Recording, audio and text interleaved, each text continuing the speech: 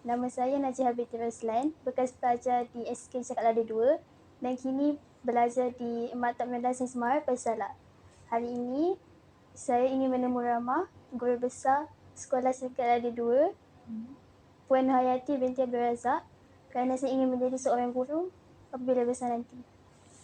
Puan, bolehkah Puan menceritakan pengalaman Puan sebagai seorang guru dan kini menjadi seorang pengetua di sekolah?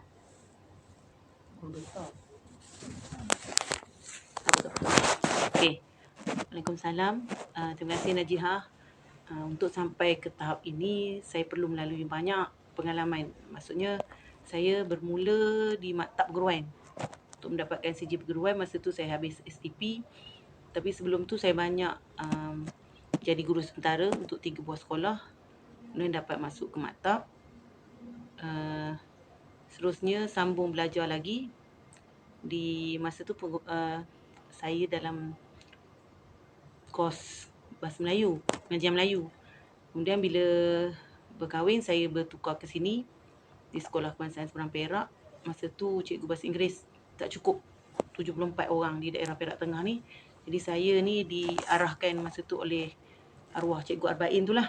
Masa tu dia kat situ, dia suruh saya mengajar Bahasa Inggeris lah. Jadi saya sebagai guru baru ni, kita tak boleh senang-senang nak tolak, reject, nak kata kita tak setuju kerja tu.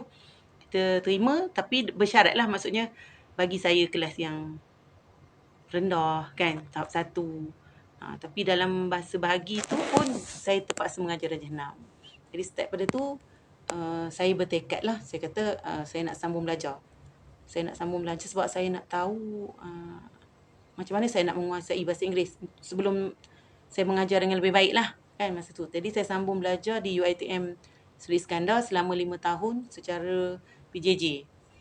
Habis belajar pada tahun 2001,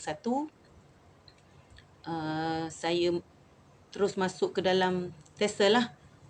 Bukan pengajian Melayu lagi lah.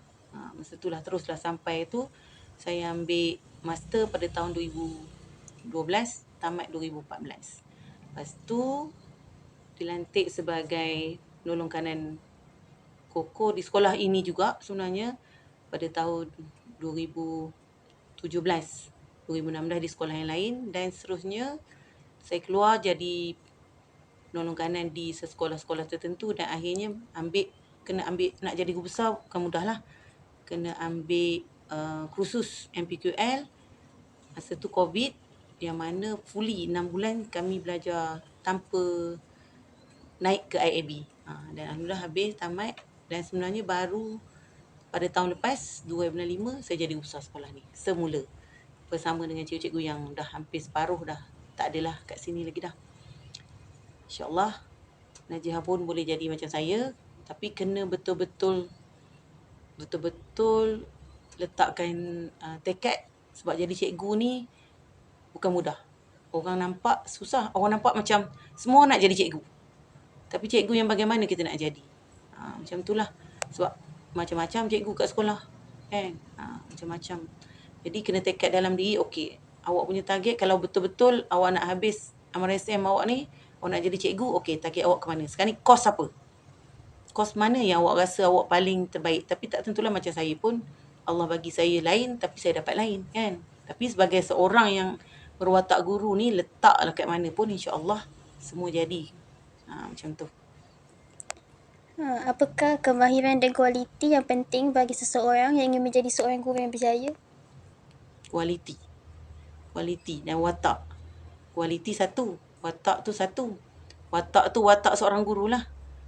Memang ada lah macam-macam masyarakat sekarang justify seorang guru ni macam-macam. Tak boleh, yang terkini adalah arahan supaya guru tidak mengambil gambar murid untuk dijadikan konten, untuk dijadikan apa atas akta-akta tertentu. Macam tu pun maknanya cikgu kena jagalah.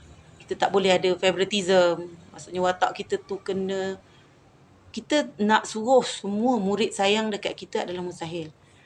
Sangat mustahil sebenarnya. Tapi selalunya kalau arwah ayah saya dulu pesan, kalau masuk kelas pada hari pertama, sama ada kita praktikal ke apa benda, masuk kelas hari pertama, kita kena tunjuk yang kita tegas dulu. Kalau hari pertama kita tunjuk yang kita lemah lembut sangat, murid ni dia akan uji kita.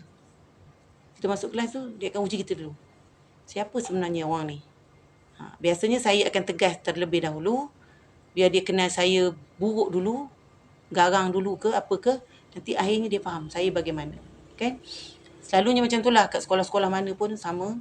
Termasuk sekolah ni, ya, jarang orang satu sekolah sampai 2 kali masuk sebenarnya. Tapi takdirnya begitu. Ya. Jadi yang satu lagi, satu watak, satu lagi tadi Kemahiran. Kemahiran itu sebenarnya mengikut kesesuaian. Kadang-kadang kemahiran itu kita pupuk. Kita tak ada kemahiran itu. Contohnya macam sekarang, cikgu kena banyak pakai ICT, kena banyak pakai benda-benda yang teknologi moden. Jadi sebagai kami yang dah senior ni, yang dah umur 50-an, kena ikhtiar diri untuk terus meningkat, terus tanya, terus ambil tahu. Kalau tidak, kita ketinggalan. Itu yang mungkin salah satu cikgu-cikgu yang dah berusia sekarang menarik diri dan berpencet awal. Jadi sebagai seorang guru ni, kita lah yang kena mengikut zaman itu, ikut arus itu. At least kita tahu. Janganlah terkebelakang sangat, kan? Perlu tahu. Mungkin kita tidak semahir anak-anak muda yang keluar universiti sekarang, teknologi di hujung jari je. Tapi kita insyaAllah. Lagi satu, kalau macam saya ada cikgu-cikgu yang muda-muda. Jadi di situlah kita belajar dengan mereka tu, kita minta tolong dengan diorang untuk selesaikan tugas-tugas yang sekarang ni sangat-sangat memang online keseluruhannya. Hampir online keseluruhannya. Gitulah.